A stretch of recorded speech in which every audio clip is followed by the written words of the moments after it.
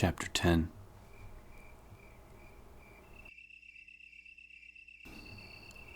Jill slid the heavy copper crest with the engraved star into its position on the diagram above the other three openings. It settled into place with a light click. One down. She stepped back from the puzzle lock, smiling triumphantly.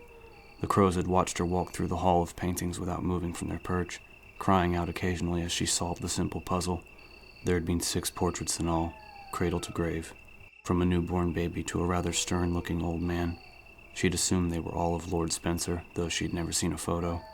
The final painting had been a death scene, a pale man laying in state, surrounded by mourners. When she'd flipped the switch on that one, the painting had actually fallen off the wall, pushed out by tiny metal pegs at each corner. Behind it had been a small, velvet-lined opening that held the copper crest. She'd left the hall without any more trouble. If the birds had been disappointed, she couldn't say. She took a final deep breath of the pleasant night air before going back into the mansion, pulling Trent's computer from her pack as she went. Stepping carefully over the crumpled corpse in the dim hall, she studied the map, deciding where to try next. Back the way she'd come, it looked like. She went back through the double doors that connected the corridor into the winding, mild gray-green hall with the landscape paintings. According to the map, the single door just across from her led to a small, square-shaped room, which opened into a larger one. Tensing, she grabbed the knob and pushed it open, crouching and pointing her Beretta at the same time. The small room was indeed square-shaped and totally empty. Straightening, Jill stepped into the chamber, briefly appraising its simple elegance as she walked toward the door on her right. It had a high light ceiling, and the walls were a creamy marble flecked with gold. Beautiful and expensive, to say the least. She felt a vague wistfulness for the old days with Dick, all their grand plans and hopes for each score. This was what real money could buy. She readied herself, grasping the cold, flowing metal of the latch and pushing the door open. A quick sweep with the Beretta, and she felt herself relax. She was alone. There was a molded fireplace to her right, beneath an ornate red and gold tapestry. A low, modern couch and oval coffee table sat atop a burnt orange carpet of oriental design. And against the back wall, a pump-action shotgun was mounted on dual hooks, shining in the light from the antique light fixtures overhead.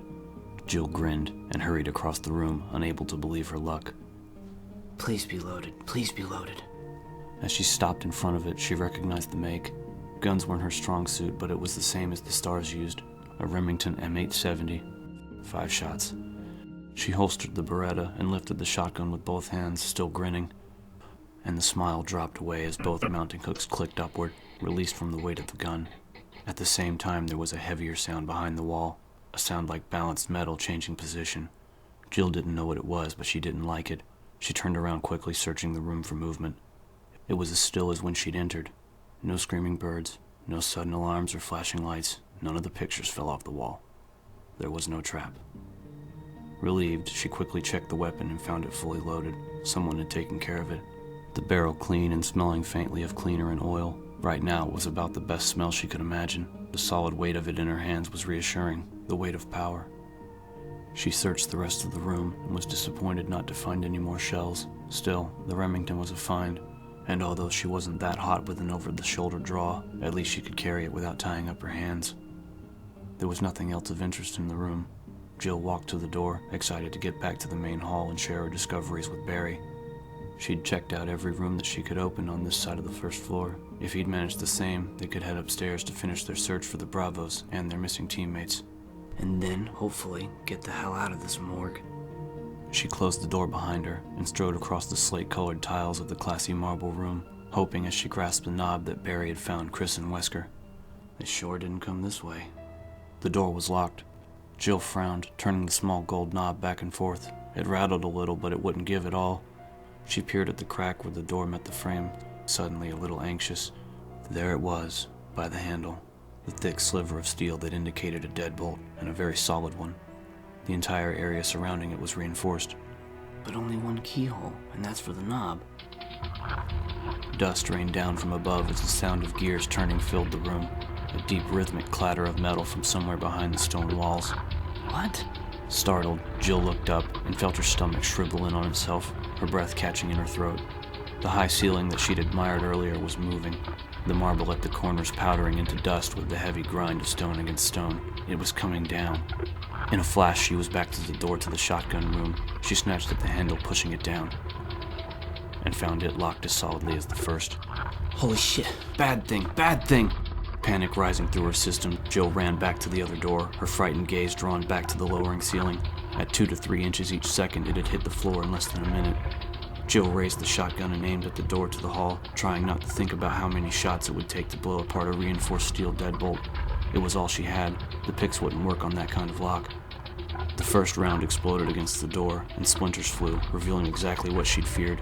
The metal plate that supported the bolt extended across half the door. Her mind raced for an answer and came up blank. She didn't have the shells to blow through it, and the Beretta carried hollow points. They'd flatten on impact. Maybe I can weaken it, break it down. She fired again, targeting the frame itself. The thunderous shot tore apart wood and chipped marble, but not enough, not even close. The ceiling continued its clattering descent, now less than 10 feet above her head. She was going to be crushed to death. God, don't let me die like this. Jill, is that you? A muffled voice called from the corridor, and she felt a sudden, desperate hope course through her at the sound. Barry! Help! Barry, break it down now! Jill shouted, her voice high and shaking. Get back! Jill stumbled away as she heard a heavy blow strike the door. The wood shuddered, but held. Jill let out a low cry of helpless frustration, her terrified gaze jumping between the door and the ceiling. Another solid, shaking hit to the door, 5 feet overhead. Come on, come on. The third pounding blow was joined by the crunch and splinter of wood. The door flew open, Barry framed in the entry, his face red and sweating, his hand reaching for hers. Jill lunged forward and he grabbed her wrist, literally jerking her off her feet and into the corridor. They crashed to the floor as behind them the door was crushed off its hinges. Wood and metal squealed as the ceiling continued smoothly down, the door snapping in a series of harsh cracks. With a final resonating boom of impact, the ceiling met the floor. It was over. The house again as silent as a tomb.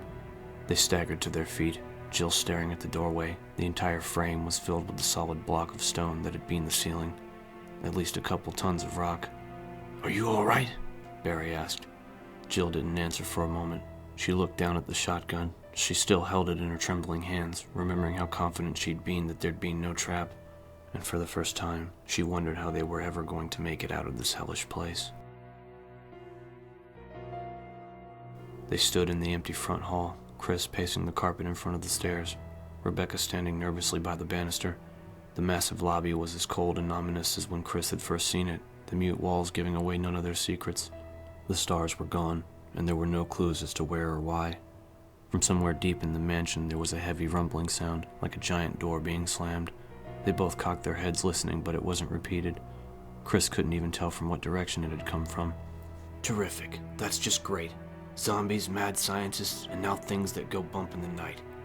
Priceless. He smiled at Rebecca, hoping that he looked less rattled than he felt. Well, no forwarding message. I guess that moves us to Plan B. What's Plan B? Chris sighed. Hell if I know. But we can start by checking out that room with the sword key. Maybe we can dig up some more information while we wait for the team to reassemble. A map or something. Rebecca nodded, and they headed back through the dining room, Chris leading the way. He didn't like the idea of exposing her to further danger, but he didn't want to leave her alone either, at least not in the main hall. It didn't feel safe. As they passed the ticking grandfather clock, something small and hard cracked beneath Chris's boot. He crouched down and scooped up a dark gray chunk of plaster. There were 2 or 3 other fragments nearby. Did you notice these when we came through before? He asked. Rebecca shook her head, and Chris ducked down, looking for more of them. He didn't remember if they'd been there before either. On the other side of the table, there was a broken pile of the fragments. They hurried around the end of the long table, past the elaborately decorated fireplace, stopping in front of the shattered pile. Chris nudged at the gray pieces with the tip of his boot. From the angle and shapes, it appeared to have been a statue of some kind. Whatever it was, it's garbage now. Is it important? Rebecca asked. Chris shrugged. Maybe, maybe not. Worth a look anyway. In a situation like this, you never know what might turn out to be a clue. The echoing tick of the old clock followed them back to the hall door and into the smell of decay that filled the tight corridor. Chris pulled the silver key out of his pocket as they headed right, and stopped, quickly drawing his Beretta and moving closer to Rebecca. The door at the end of the hall was closed. When they'd left, it had been standing open. There was no sense of being watched, of movement in the hall, but someone must have come through while they'd been in the lobby. The thought was disconcerting, reaffirming Chris's uneasy feelings that secret things were happening all around them. The dead creature to their left was in the same position as before, its blood-filled eyes staring blindly at the low ceiling, and Chris wondered again who had killed it. He knew he should examine the corpse and the unsecured area beyond it, but didn't want to go off on his own until he got Rebecca somewhere safe. "Come on," he whispered, and they edged to the locked door, Chris handing the key to Rebecca so that he could watch the hall for attackers. With a soft click, the intricately paneled door was unlocked, and Rebecca gently pushed it open. Chris could feel that the room was okay, even as he did a quick check and motioned for Rebecca to step inside. It was set up like a piano bar, a baby grand dominating the floor across from a built-in counter, complete with stools bolted along its length. Perhaps it was the soft lighting or the muted colors that gave it such an atmosphere of calm stillness. Whatever it was, Chris decided that it was the nicest room he'd encountered so far. And maybe a good place for Rebecca to stay while I try to find the others. Rebecca perched herself on the edge of the dusty black piano bench while Chris did a more thorough search of the room. There were a couple of potted plants, a small table, and an alcove behind the wall where the piano was situated. A couple of wood bookshelves pushed him back. The only entrance was the one they'd come through. It was an ideal spot for Rebecca to hide. He holstered his weapon and joined her at the piano, trying to choose his words carefully. He didn't want to scare her with the suggestion that she stay behind. She smiled up at him hesitantly, looking even younger than she was, her spiky red bangs adding to the impression that she was only a child. "A child who got through college in less time than it took you to get your pilot's license. Don't patronize her. She's probably a lot smarter than you are." Chris sighed inwardly and smiled back at her. "How would you feel about staying here while I take a look around the house?" Her smile faltered a little, but she met his gaze evenly. "Makes sense," she said. "I don't have a gun, and if you ran into trouble, I'd just slow you down." She grinned wider and added, "Though if you get your ass kicked by a mathematical theorem, don't come crying to me." Chris laughed, as much at his own faulty assumptions as at her joke. She wasn't to be underestimated. He walked to the door, pausing as his hand touched the knob. "I'll be back as soon as I can," he said. "Lock the door behind me, and don't go wandering off, okay?" Rebecca nodded, and he stepped back into the hall, closing the door firmly behind him. He waited until he heard the bolt drawn and drew his Beretta, the last trace of a smile falling away as he started briskly down the corridor. The closer he got to the rotting creature, the worse the smell. He took shallow sips of air as he reached the body, stepping past it to see if the hall continued on before he examined it for bullet holes. And he stopped cold, staring at the second corpse stretched out in the alcove, headless and covered in blood. Chris studied the slack, lifeless features of the face that lay a foot away, recognizing them as Kenneth Sullivan's, and felt a surge of anger and renewed determination sweep through him at the sight of the dead Bravo. This is wrong. All wrong. Joseph, Ken, probably Billy. How many others have died? How many more have to suffer because of a stupid accident?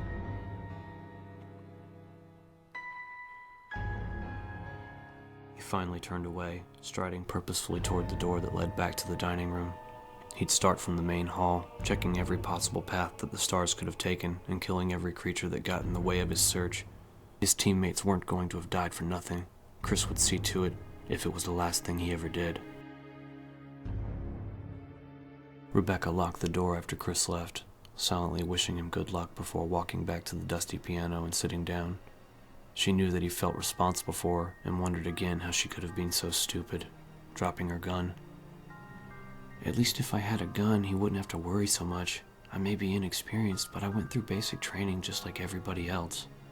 She traced a finger aimlessly across the dusty keys, feeling useless. She should have taken some of those files from the storage room. She didn't know if there was much more to be learned from them, but at least she'd have something to read. She wasn't very good at sitting still, and having nothing to do only made it worse. "You could practice," her mind suggested brightly, and Rebecca smiled a little, gazing down at the keys. "No thanks." She'd suffered through 4 long years of lessons as a child before her mother had finally let her quit. She stood up, looking randomly around the silent room for something to keep her occupied. She walked to the bar and leaned over it, but saw only a few shelves of glasses and a stack of napkins, all thinly coated with dust. There were several liquor bottles, most of them empty, and a few unopened bottles of expensive-looking wine on the counter behind the bar. Rebecca dismissed the thought even as it occurred to her. She wasn't much of a drinker, and now wasn't exactly the best time to tie one on. Sighing, she turned and surveyed the rest of the room. Besides the piano, there wasn't much to see. There was a single small painting of a woman on the wall to her left, a bland portrait in a dark frame, a slowly dying plant on the floor next to the piano, the leafy kind she always saw in nice restaurants, a table that extended out from the wall with an overturned martini glass on top. Considering what she had to work with, the piano was starting to look pretty interesting. She walked past the baby grand and peered into the small opening to her right. There were 2 empty bookshelves pushed to one side. Nothing interesting. Frowning, she stepped closer to the shelves. The smaller one on the outside was empty, but the one behind it... She placed her hand on either side of the end piece and pushed, sliding the outer shelf forward. It wasn't heavy and moved easily, leaving a track in the dust on the wood floor. Rebecca scanned the hidden shelves, feeling disappointed. A dented old bugle, a dusty glass candy dish, a couple of knick-knack vases, and some piano sheet music propped up on a tiny holder. She peered down at the title and felt a sudden rush of warm nostalgia for when she used to play. It was Moonlight Sonata, one of her favorite pieces. She'd picked up the yellowing sheets, remembering the hours she'd put in trying to learn it when she was 10 or 11. In fact, it had been this very piece of music that had made her realize she wasn't cut out to be a pianist. It was a beautiful, delicate tune, and she pretty much butchered it every time she took the bench. Still holding the composition, she walked back around the corner and gazed at the piano thoughtfully. It wasn't like she had anything better to do. And besides, maybe one of the other team members will hear it and come knocking, trying to track down the source of the terrible noise. Grinning, she dusted the bench off and sat down, propping the sheets open on the music holder. Her fingers found the correct positions almost automatically as she read the opening notes, like she'd never given it up. It was a comforting feeling, a welcome change from the horrors inside the mansion. Slowly, hesitantly, she started to play. As the first melancholy sounds rose into the stillness, Rebecca found herself relaxing, letting tension and fear slip away. She still wasn't very good, her tempo was off as ever, but she hit all the right notes, and the strength of the melody more than made up for her lack of finesse. If only the keys weren't so stiff. Something moved behind her. Rebecca jumped up, knocking the bench over as she spun around, searching wildly for the attacker. What she saw was so unexpected that she froze for a few seconds, unable to comprehend what her senses were telling her. The wall is moving. Even as the last notes lingered in the cool air, a 3-foot panel of the bare wall to her right slid upward into the ceiling, rumbling to a gentle halt. For a moment she didn't move, waiting for something terrible to happen, but as the seconds ticked past in silence, nothing else moved. The room was as quiet and non-threatening as before. Hidden sheet music, a strange stiffness to the keys, like maybe they were connected to some kind of mechanism. The narrow opening revealed a hidden chamber about the size of a walk-in closet, as softly lit as the rest of the room. Except for a bust and pedestal in the back, it was empty. She stepped toward the opening, and then paused, thoughts of death traps and poisoned darts whirling through her mind. What if she walked in and triggered some kind of catastrophe? What if the door closed and she was trapped there, and Chris didn't come back? What if you were the only member of the S.t.a.r.s who didn't accomplish jack shit on this entire mission? Show some backbone. Rebecca steeled herself against the consequences and stepped inside, looking around cautiously. If there was a threat here, she didn't see it.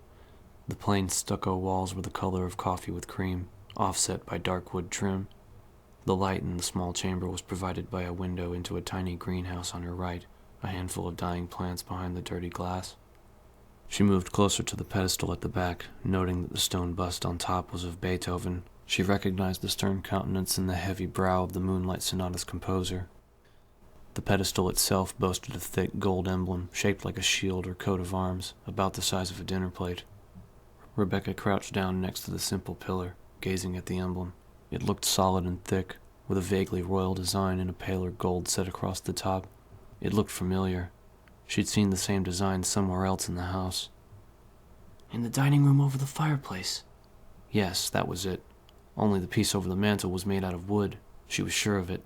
She'd noticed it when Chris was looking at the broken statue. Curious, she touched the emblem, tracing the pattern across the front, and then grasped the slightly raised edges with both hands and lifted. The heavy emblem came away easily, almost as if it didn't belong there, and behind her, the secret door rumbled down, sealing her inside. Without hesitating, she turned and placed the emblem back in its hollow, and the section of wall rose again, sliding up smoothly on hidden tracks. Relieved, she stared down at the heavy gold emblem, thinking, Someone had rigged all this up in order to keep the metal hidden, so it had to be important. But how was she supposed to remove it? Did the one over the fireplace also reveal a secret passage? Or is the one over the fireplace the same size? She couldn't be positive, but she thought it was, and she knew instinctively that it was the right answer. If she switched the two of them, using the wood emblem to keep the door open and placing the gold one over the mantel. Rebecca headed back into the room, smiling. Chris told her to stay put, but she wouldn't be gone more than a minute or two, and perhaps when he got back, she'd have something to show him, a real contribution towards solving the secrets of the mansion. And proof that she wasn't so useless after all.